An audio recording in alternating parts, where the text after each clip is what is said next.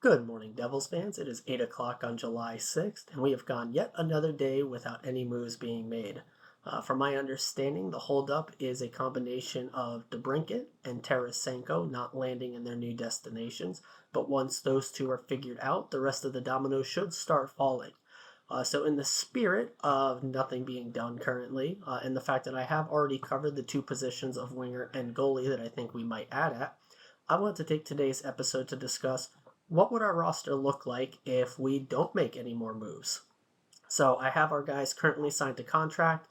The assumption that Ball also signs since he was issued a qualifying offer, and then brought up some of the more obvious prospects to fill out our lineup. Uh, so to start at the top, not in any sort of particular line of order per se, we're going to get the obvious ones out of the way. We've got Timo, Nico, and Mercer, Toffoli, Jack, and Brad, who are likely to fill out our top six in some way or another combination of those six guys. Moving down to the third line, we are very likely to see Palat and Hala anchoring that line. And then an open spot on the third right wing is how I see it. And I'll fill that in here in a moment. Moving down to the fourth, we've got McLeod and Bastion in their stapled homes, with, in my opinion, a opening at the fourth left wing position, meaning the extra forward would be Lazar. Now, I think Lazar is actually quite capable and could find himself in the lineup, but if we're talking about our ideal scenario, he is likely our healthy scratch on most nights. Going down to defense, we know most of these names already. We've got Siegenthaler and Dougie. Luke, I already have penciled in. I think it is obvious that he will not only be starting, but will have a prominent role with the team, along with Marino. Kevin Ball, again, he has a qualifying offer out there. I think it's very likely he is signed. I don't think he is any part of any trade or anything, although possible. I think he will be a mainstay here. If not on the bottom pairing, he could even work his way up the lineup, but seeing how much he has grown from last season. Rounding that out, I do have Colin Miller, and then we have Brendan Smith, who between those two is likely to be one, if not two, healthy scratches when I get to the obvious prospect that I will be bringing up to fill out the roster. And that leaves us there in net with Vitek and Schmidt. So, of those contracts, that leaves us a roster size of 20 with Ball signing. So, three more roster spots to fill out. I brought up Alexander Holtz and Nolan Foote to fill out our forward lineup. Holtz pegging it on the third right wing position, and Nolan Foote at the fourth left wing position. These seemed like pretty obvious choices to me. We know Holtz is a top six skill set and really needs to make that push to find himself in the lineup this year. Now, in the past, I would have said he really needs a top six role and he would be wasted in the bottom six. But when your third line is Palat Hala, that is a second line on most other teams in this league, if not a first line on some. And I think Holtz would absolutely thrive with those two between their defensive acumen and pursuit of the puck, as well as passing ability. He really just needs to find that open space on the ice, keep pace with them, and ring off some shots because they will be setting him up quite often. We also know management is pretty high on Nolan Foote, and I am as well. I think he's got that big body frame and can be a much better scoring touch than Miles Wood was. At the very least, a different type of scoring touch, a much deadlier shot than a net crasher. And with McLeod and Bastion, that would be quite the line for most teams to have to contend with on most nights. Filling out the defensive position, the obvious choice being Simone Nemec. This one's a bit more complicated for me.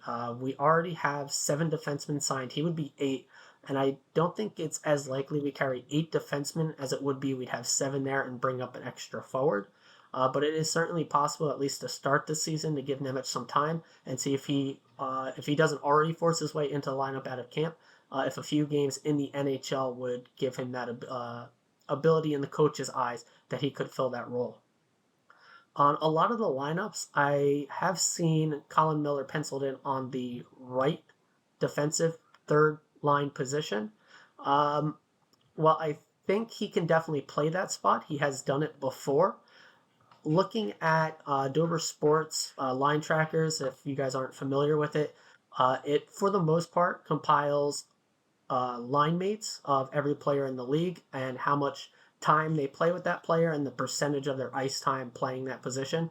It's not perfect. I did double check it with the Devils, and sometimes it has Jack listed at the wing, but for the most part, it is pretty accurate as where guys are playing. And a vast majority of Miller's ice time does come at that left D position, although he did play a little over 5% of his time, close to 6% of his time at the right wing. The rest of it, though, was at the left position. My math actually might be a little off on that. It might be a little high percentage wise, but vast majority of the time he was playing that left wing, topping the first line with Heiskanen, and then being jumbled around the lineup, actually being cut come the end of playoffs on their run. So he can play both sides. I'm actually a believer that defensemen and even wingers don't need to be stapled to their primary sides. You can flip them back and forth and they should be capable enough. But I do know some players do prefer a side, and we definitely know coaches prefer playing their guys on their natural sides.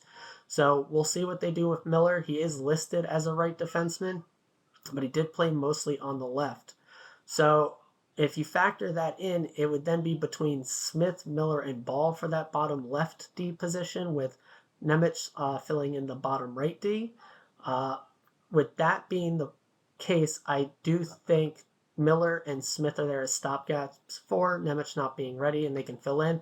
Let Nemec take full top line, basically being one of the only top players down in Utica, assuming all the other big guys are up here like Foote and Holtz, and see how much he can really carry a team on his own down there.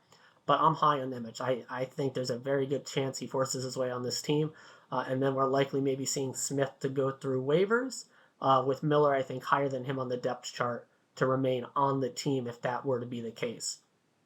If it is, and we did need to bring up another forward outside of Nolan, Foote, and Holtz, I was looking over the depth down there in Utica, and while I would absolutely love it if the new guy, Kyle Criscuolo, the Jersey boy, were to be brought up, he's older, 31. He is not waiver exempt, meaning that if he was eventually sent back down, which would seem likely, it's a chance he is claimed. And I do know management and teams, unless they are forced to give up an asset, they will almost do anything and everything they can to bring up other guys to avoid losing an asset for free.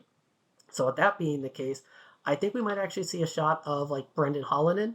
He's 24 years old. He's in his last year, but he still would be a restricted free agent with us. He is waiver exempt. And if there was ever a time he was going to make a push for a bottom position on an NHL roster, it's got to be this season for him, really. So I think he would possibly be given a chance.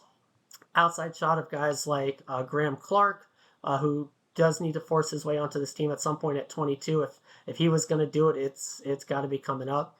I've seen people toss around Chase Stillman, but I think he needs to cook for at least another few years before he's sniffing this roster at all. I still have hopes that he can be something for this team. It's his numbers down in the minor leagues and juniors have not been the greatest for what you want to see, but maybe he's a diamond in the rough type guy that you throw him with better players and he just plays better. That's at least what I'm holding out hope for. Looking more at the forward group, if I wanted to get a little bit more into line discussions, assuming no other moves are made, I'm actually pretty big on Toffoli staying on the left side. Again, I used Dover Sports to see where he played. Again, vast majority of his time was at the left wing, even though he does shoot right. I know he is listed as a right winger, but again, played majority on the left. I actually used multiple sites to verify that one. Again, he has played a little bit on the right side, but mostly on the left. So given that case, I actually think Ruff will be pretty big on keeping him and Mercer separate. There would be our only two right shots in the top six. So we might see something like Timo, Nico, Mercer, a very strong line. Timo can help super drive that along with Nico, Dawson being the absolute dog on that line.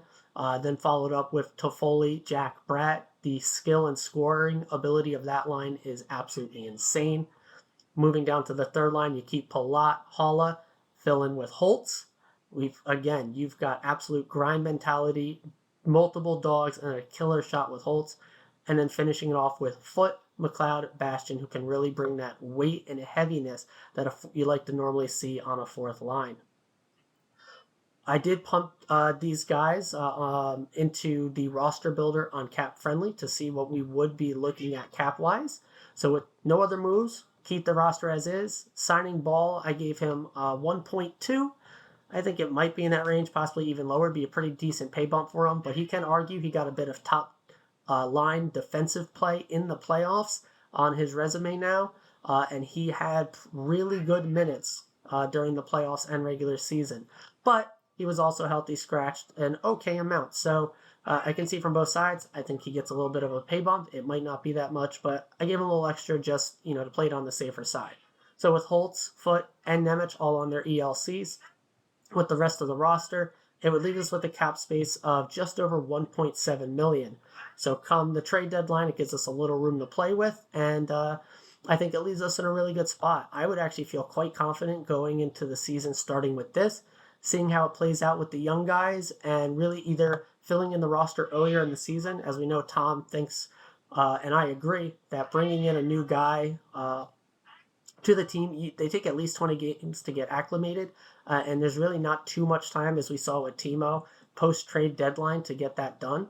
So the sooner you can bring them in, the better. But if nothing's brought in earlier in the season, by the end, by the trade deadline, you bring some guy in, get with a little bit of cap space, retention possibilities are even greater then, and we can really see what this team can do come playoff time. I want to hear what your guys' thoughts are. Is there someone else outside of maybe Foot or Hollonen that could come in? What are your hopes on Holtz finding himself maybe not even on a third line, but forcing himself into this top six would make this team deeper than anything we've possibly have ever seen on a Jersey Devils roster. I'm really looking at this maybe even more excited. I know goalie is a position we probably do want to fill up, but if we just went in with Vitek Schmid, I'm here for it. So I cannot wait to see what moves are made. I hope these dominoes start to fall so we can really dig into what this team is going to look like next year. And I look forward to discussing that with you guys further tomorrow. I hope you all have a great rest of your day.